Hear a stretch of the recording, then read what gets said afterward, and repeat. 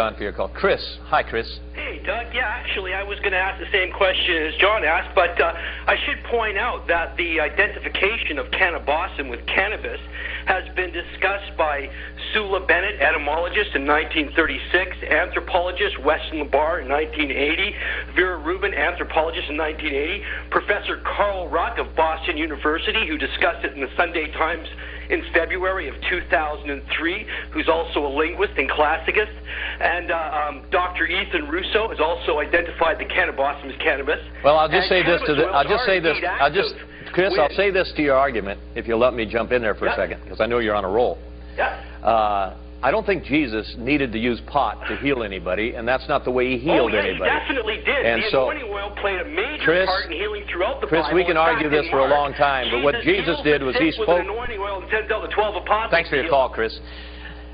I think you should be open to hearing this. Well, I'll be open to hearing it, but, you know, it's not like I haven't studied the Bible myself. I mean, you know, I'm an ordained minister. I've gone through this whole type of thing, and I could sit there and tell you that when Jesus talked about healing, he wasn't saying, let's light up a joint. Well, to insist on a mono-interpretive version of the Bible is somewhat arrogant, though. To presume that you've read it and therefore you know it is arrogant. And it's a great flaw. I'm not saying that at that level. I'm just simply saying that that is a huge stretch to sit back and say that he used cannabis as a healing agent. Be open to it. Remember, marijuana would be throughout the Middle East at that time, everywhere. No, I will. I'll study it. And he certainly wore hemp. You've got to admit that the only fiber around in those days was hemp in the biblical period in Canaf. So all this clothing was certainly made of cannabis. And so it seems unlikely that he would harvest the bottom part of the cannabis plant as they would do there without the flowering tops being part of the oils, ointments, and of course, remember, in those days there's no medicine. So people are using plants prolifically throughout the Middle East and all their different oils and balms and salves, and Jesus certainly would have been exposed to them because he would. Well, when he healed the leper and when he healed the blind eyes and all that kind of stuff, you guys are not going to sit here and never mind. David's on the line. Let's take one more call. Hi, David. How you doing? I'm doing well. Good. I was a long-time pot smoker, and I used to think that legalizing it was the best thing. But you know, after quitting so many times and being so addicted, throwing the marijuana out the window, the next day driving back, trying to find it again, there's no doubt that it's highly addictive. And it's just something that desensitizes you and makes you so lethargic that it's just not good. After quitting and detoxifying myself, I just feel so much better. Good. Thanks for your call, David. Why do you think someone should go to jail, though? Well, he didn't bring that up. No, but when people use that see, bad substances are everywhere. People admit that fatty foods, you go to McDonald's, you're probably going to put on weight, right? We accept that as part of the risk of buying these bad foods, and all sorts of activities people do yourself. So video games are thought to be stimulating, give people seizures. There's a danger to every kind of human activity. So, do you think that heroin should be legalized? Oh, completely. In fact, the more dangerous a drug is, the more legal it has to be, because organized crime will move right in. See, the reason we got rid of prohibition with alcohol was not because alcohol is good for you. Alcohol is bad for you. People know alcohol is bad for you, but prohibition made everything much worse. Even though it was a noble attempt to suppress something that was bad and poisonous for people, by doing so, we created organized crime. Al Capone didn't exist before prohibition, nor did any other gangster in the United States. And when prohibition was ended in 1933, those gangsters all died, evaporated, arrested, or simply retired within 3 years. It's the prohibition of things that people desire, whether it's sex, drugs, and this is what creates crime. This is what creates social problems. And property, look at the property. Vancouver said to have the second largest property crime. We've got to take a break here, so we'll come back and do that. 1-866-NOW-TB10. We'd love your comments on this topic. 1-866-NOW-TB10.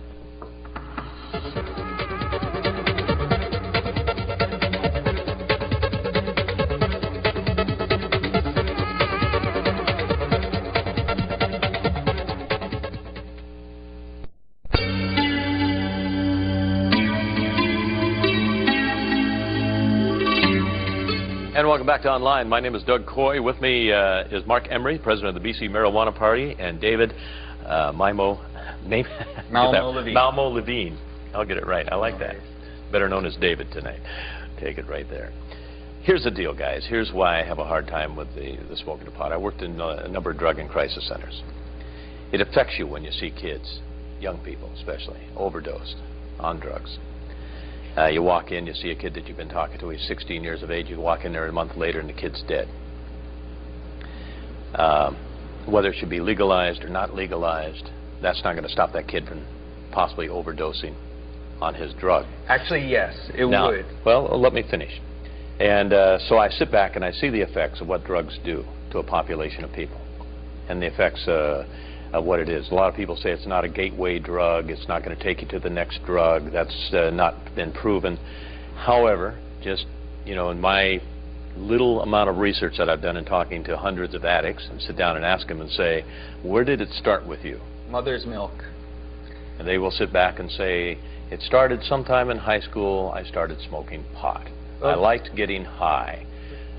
Somebody came along and offered me another high. If they asked them if their first high. drug was coffee, they'd say yes, it was coffee.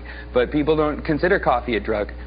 So I think if you look at Holland, that's the most important place to look. If you're concerned with kids dying of overdoses going on, they have the lowest hard drug use rate for youths in Europe. They have the lowest soft drug rate for youths in Europe. And they have managed to totally destroy the gateway between soft drugs and hard drugs by moving them away from each other and selling the soft drugs in one place, and you have to go somewhere else for the hard drugs. And that's their greatest success. I've also had people come back from Holland and give the other side to that and sit back. It's a sad thing to see so many people with so much potential so drugged out. But if you go to the coffee shops, it's not like a whole bunch of people who are trying to stay on their chairs. These are productive, high-functioning members of society who go after work and enjoy a cannabis cigarette. There are a lot of people that will tell friends. you that that is what you're trying to portray.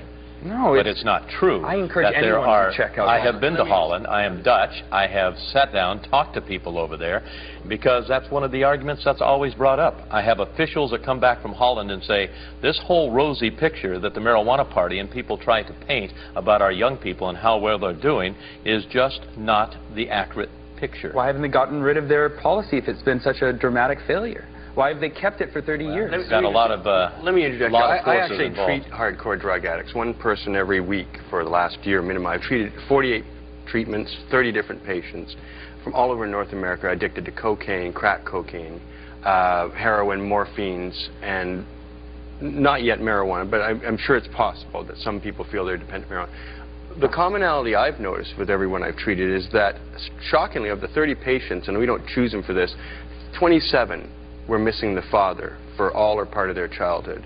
And I've drawn the conclusion that children who grow up in an environment with one or fewer parents, or in foster homes, or in group homes, or adopted, these people are very, very vulnerable to being alienated and rejected and feeling bad and making bad decisions from their early adolescence onward. And this involves a lot of experimentation with drugs and things that numb emotional pain. That's why a lot of addicts are addicted to heroin, to numb the emotional and psychic pain they feel from the rejection of their parents. I mean, I grew up with two loving parents. My mother was home every day of my life. I lived home. My father came home from his factory at 5 o'clock every day. I know nothing of addiction. Personally, I have not an addictive tendency in the world. I grew up with love and confidence. Could you stop smoking pot tomorrow? Oh, sure. There are no withdrawal symptoms. Have you ever tried? Oh, I've had to on many occasions. Because a lot of people, and I was one of them, the hardest thing I had was trying to smoking pot because I had become dependent on getting into that. I love that high. Well, dependency is not a bad thing if you have accessibility. Wait a second. You're just changing your story here. Because I believe if a lot of people are really open and honest, the mental addiction that you can have with a drug like that can be one of the hardest drugs to stop. Absolutely. Same with chocolate, same with television, same with masturbation, same with anything pleasurable. It can be very difficult to stop. Yeah, but you just said there's...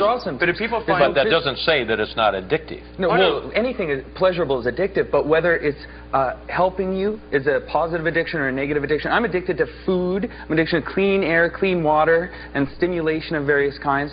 But I decide whether it's helping me or hurting me, and whether I can do it better and more properly. You don't punish people because of their addiction. You try and help them improve their behavior. In all cases, that's a universal But Mark, you know, I heard you sit back and say you addressed a school and then you went out and smoked marijuana with a whole bunch of kids. So you were actually out there promoting very heavily the use of marijuana. I believe marijuana is a wonderful thing. I've never experienced a bad moment with it. I've never seen it in thousands. I meet thousands of Canadians every year who smoke marijuana, and I certainly meet thousands of high school students. I honestly think, Mark, you've got another agenda going. No, I think marijuana is great, and I believe in liberty. Sharon, let's take some calls. Yeah. No, he wants to make money, I think.